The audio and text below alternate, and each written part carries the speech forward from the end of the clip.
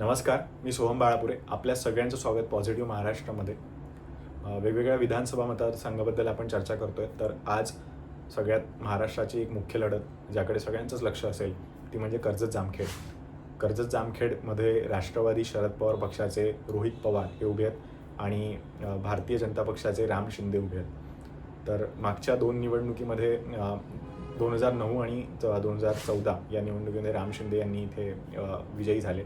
त्यानंतर 2019ला रोहित पवार यांनी ही यांना उमेदवारी देण्यात आली आणि त्यांनी ती सीट जी आहे कर्जत-जामखेड मतदारसंघ राष्ट्रवादीकडे खेचून आणला.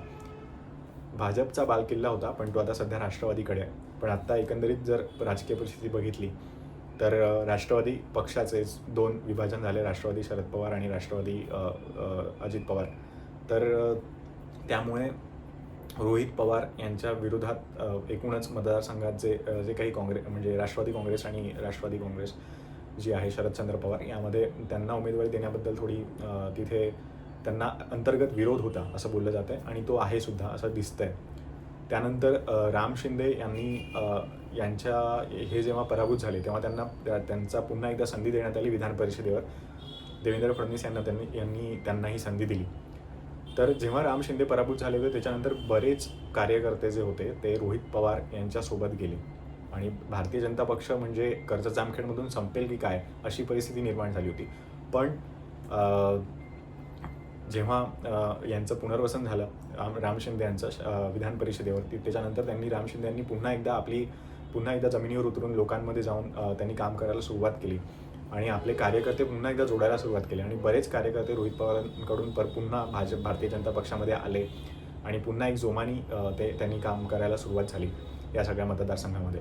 आणि शेतकरी राजा जो आहे तो या मतदारसंघातला बऱ्याच प्रमाणात राम शिंदे यांच्यावरती खुश आहे. किंवा पाण्याचे जे प्रश्न असतील किंवा पाटबंधाऱ्याचा जो प्रश्न असेल तो भारतीय जनता पक्षाच्या काळात सुटला आहे असं म्हटलं गेलं आहे. काही शेतकरी असा आरोप करतात की रोहित पवार यांनी फक्त टँकर पुरवलेत, बाकी काही नाही.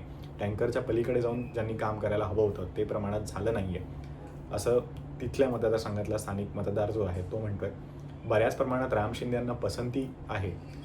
आणि त्यानंतरचा दुसरा जो फॅक्टर आहे की महायुतीचे उमेदवार असल्यामुळे शिवसेनेचं बळ सुद्धा राम शिंदे यांच्या पाठीशी आहे, भारतीय जनता पक्षाचं बळ राम शिंदे यांच्या पाठीशी आहे.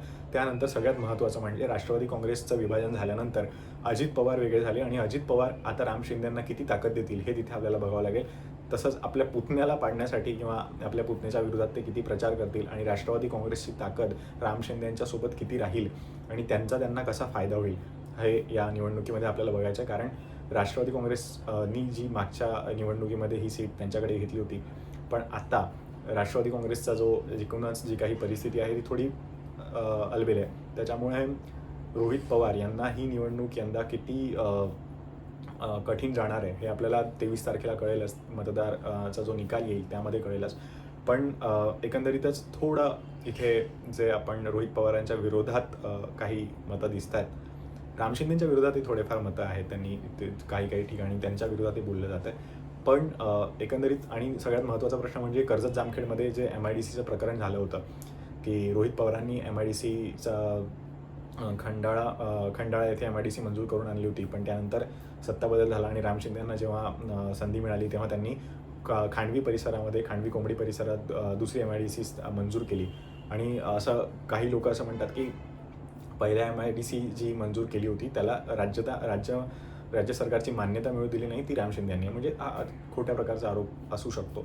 किंवा राम शिंदे यांचं जे काही खांडवी कोंबडी परिसरात दुसरी MIDC स्थापन करण्याचं किंवा मंजूर करून आणण्याचा जो काही प्रकार असेल तिथे त्यांच्या मागचं त्यांचं जे काही गणित असेल ते ते सांगतीलच.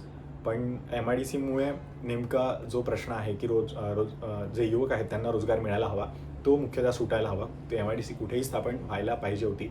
पण मागच्या ज्या आपण काही वर्षांमध्ये बघितलं की MIDCमुळे खूप राजकारण झालं. दोन्ही आमदार वेगवेगळ्या ठिकाणी हे करत होते की इथे MIDC झाली पाहिजे. पण यामधून सगळ्यात महत्त्वाचा प्रश्न आहे जो रोजगाराचा आहे तो सुटायला हवा. यासाठी आमदारांनी पुढाकार घ्यायला हवा. ते दोन्ही नसेल. आणि 2.5 वर्षामध्ये असं बोललं जातं की आमदार रोहित पवार जेव्हा सत्ता होती महाविकास आघाडीची तेव्हा त्यांनी जास्त निधी या मतदारसंघामध्ये खेचून आणला आहे. विकासाच्या मुद्द्यावर तिथे काही कामं झाली आहेत असं पण म्हटलं जातं. पण त्यानंतर जेव्हा शिंदे यांना मंत्रिपद देण्यात आलं आणि अन्नपूर्णा पाणी योजना असेल किंवा कुकडीचे पाणी प्रश्न हे प्रश्न शिंदे यांनी या प्रश्नावरती शिंदे यांनी लक्ष वेधलं आणि त्या सरकारमध्ये आल्यानंतर त्यांनी ते सोडवण्यासाठी प्रयत्नसुद्धा केलेत. बऱ्याच प्रमाणात शेतकऱ्यांना इथे खुश करण्याचा प्रयत्न केला आहे, म्हणजे त्यांच्या ज्या काही समस्या आहेत त्या सोडवण्याचा प्रयत्न केला आहे. तर त्यामुळेच एकंदरीत अटीतटीची ही लढाई आहे आणि जे महाराष्ट्राचं राजकारण जे आता सध्या आहे त्यानुसार एकंदरीतच या मतदारसंघामध्ये नेमकं काय होणार हे आपल्याला 23 तारखेला कळेलच. पण तुम्हाला काय वाटतं, या मतदारसंघाचा कोण होणार आमदार, राम शिंदे की रोहित पवार? तुम्ही आम्हाला कमेंट बॉक्समध्ये नक्की सांगा आणि असेच व्हिडिओज आमचे नवीन नवीन पाहण्यासाठी आमच्या चॅनलला सबस्क्राईब करा आणि आमचे व्हिडिओज लाईक करा, शेअर करा. त्यामुळे आम्हालासुद्धा प्रोत्साहन मिळतं. तर तोपर्यंत आपण भेटूयात पुढच्या एका व्हिडिओत नवीन विषयासह. तोपर्यंत जय हिंद, जय महाराष्ट्र.